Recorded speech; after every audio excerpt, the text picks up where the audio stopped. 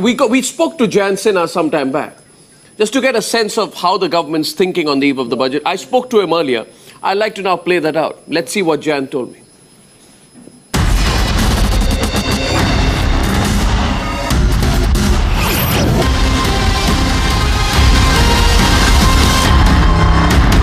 And joining us now is Jayant Sinha, Minister of State for Finance. Mr. Sinha, thank you very much for your time. Who is this budget going to be targeting? Is it going to be targeting the very nervous industry, the restless foreign investors, or more politically, the impatient Aam Aadmi? This is going to be a balanced budget. It's going to make sure that the important priorities that are necessary for the economy to move forward, for us to continue to be a haven of growth and stability on some very turbulent, choppy global waters is also maintained. But given the political standout that we've seen, fear is that the government may choose to play it safe in the budget. No, as I've said, the budget is a very balanced exercise. It is something that we undertake over a long period of time. It isn't necessarily driven by short-term factors. It's really driven by what's in the best long-term interest of India and the people of India. But you know, Mr. Sinha, the broad issue is this. Your government has a bigger mandate than any governments in the recent times. You have 281 seats, you have a simple majority on your own. But the general feeling is that you have not put your own political capital at stake when it comes to economic issues. People had those expectations, but you played safe. So when will you do that? Will this budget do that? Privatization, labor reforms, strategic, stake sale. When are we going to see these moves happen? I think the facts say otherwise, Arnab. If you really look at what we've done over the last 2 years, we have taken forward a very bold and very, I think, impactful reform agenda. And in fact, if you look at what we've done, I think the problem is we have a little bit of a hype cycle that always works in the media. But if you look at really what we've done, I think people, because of the hype cycle, overestimated the short run, but they're underestimating the long run. Sector after sector of the economy is going through a transformation process. Look at what's happening in roads, look at what's happening in railways, in social security, in the banking sector, what we've done in steel, what we're doing in the construction industry, what the real estate bill will do for real estate. Sector after sector in the economy is being thoroughly transformed. As far as the fiscal architecture of the Indian state is concerned, between what we have done in devolution going from 32 to 42%, with what we're doing with GST, what we've already said we will do with the corporate tax code. If you look at the very profound changes that are underway, I think all observers, and this is what the facts are, all observers are saying that we have put in place a very profound transformation of the Indian economy. No, but you mentioned GST. You mentioned GST. Are you reconciled to another washout session? In the last budget, and we have said we are moving forward with the transformation of IDBI. No, two quick follow-up through questions on that. When you are not reconciled to that at all. We are doing whatever we can to. No, but there's no political consensus. It's got caught in a political quagmire, GST. Do you still see hope? Arnab, there is as far as GST is concerned, there is very widespread political consensus in this country that GST should be passed. The whole GST process has been underway for a decade now. There has been a consensus building process, and that has really got, as a result of that, support from all parties, all regional parties. The BJP, the Congress itself was in support of GST. It is actually a real tragedy and really very destructive and damaging for India and the Indian economy, that because of the Congress's views on this matter, we are unable to get it passed in the Rajya Sabha. Yeah, but is that static? India. Is there been some movement on that? It should be. It's preventing job creation.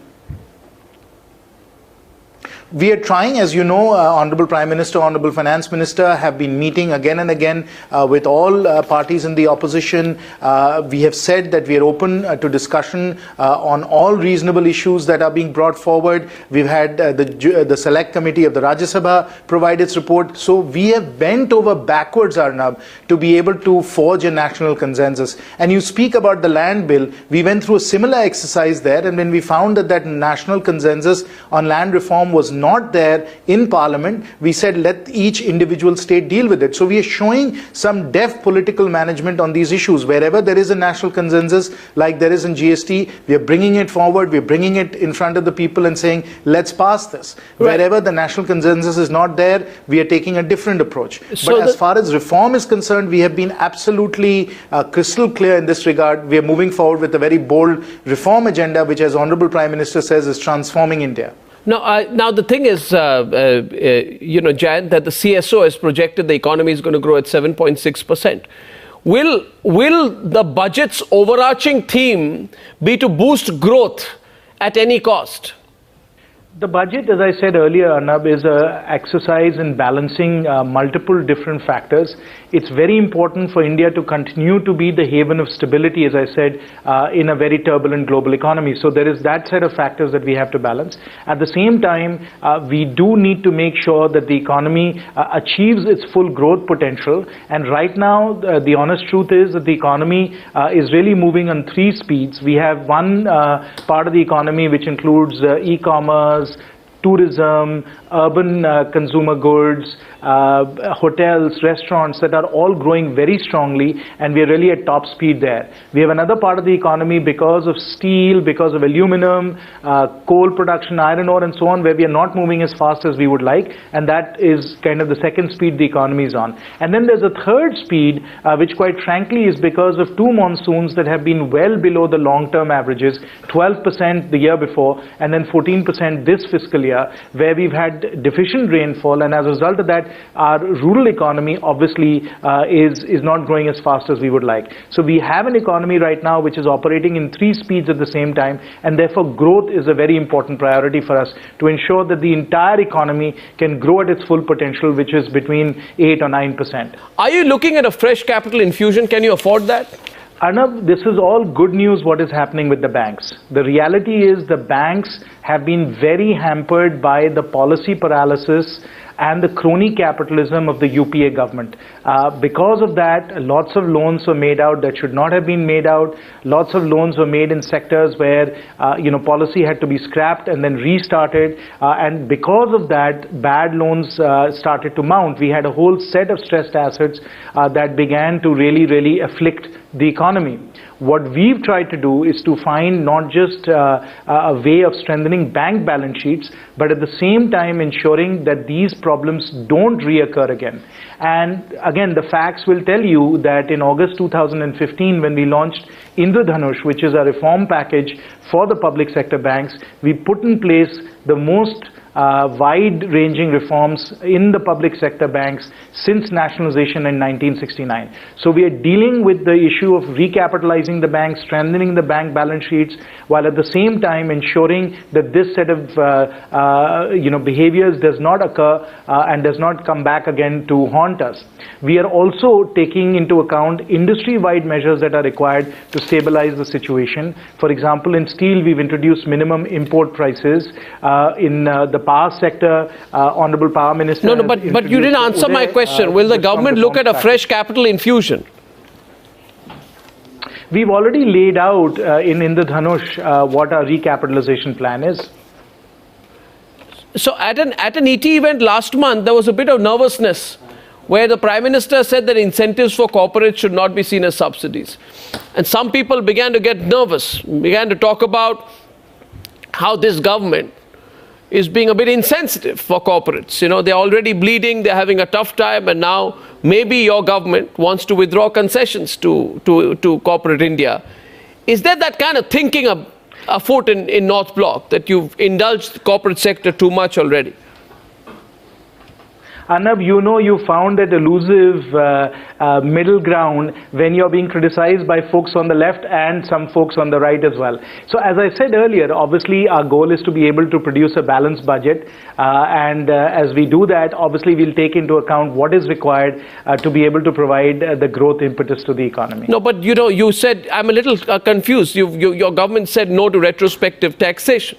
Yet you send this, the fresh demand notice to Vodafone. And what happens is when you send the fresh demand notice to Vodafone, there's massive nervousness all around once again.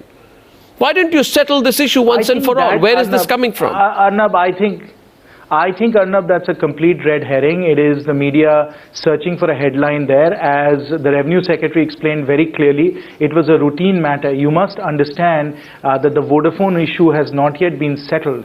And because it has not been settled right now, it's important for the tax authorities to continue to do what you have to do in a routine way to ensure that the matter is kept alive as far as our side of the story is concerned. No, but you gave a 14,000 crore tax reminder. You gave a 14,000 crore tax demand for Vodafone. Yes, and Arnab, as far as the matter is concerned, that's exactly what the liability is that Vodafone will have to bear in this particular case. We, because of the arbitration and the fact that this matter is going on, have to keep doing what we have to do on a routine matter to keep the whole matter moving along. That's all that we're doing. In the meanwhile, of course, in good faith, we are negotiating with Vodafone. We're trying to see what we can do to be able to settle the matter as well. Now, let me conclude by asking you, a please-all budget is next to impossible. But if there's one constituency that you would like to please in this budget, what would that be? That constituency is the people of India. That's a very large constituency to pick up. I mean, I would have expected the elections around the corner, and some people in your party feel that we should do more for agriculture, for example, you know? Our focus should be more on popular schemes. Populist schemes. We have said all along that the guiding philosophy for our government, and we have maintained this consistently, is Sabka Saath, Sabka Vikas. That means everyone. That means all the people of India, and that's really the exercise that we are engaged in right now. Anything you'd like to say to formulate a budget that is going to work for everyone. Anything you'd like to say to people all watching nervously on budget morning? Well, you should feel very confident that the economy and the government is in very safe hands with the Honorable Prime Minister and the Honorable Finance Minister. So everybody should rest assured. Jayant Sinha, I thank you very much for speaking to me. Thank you.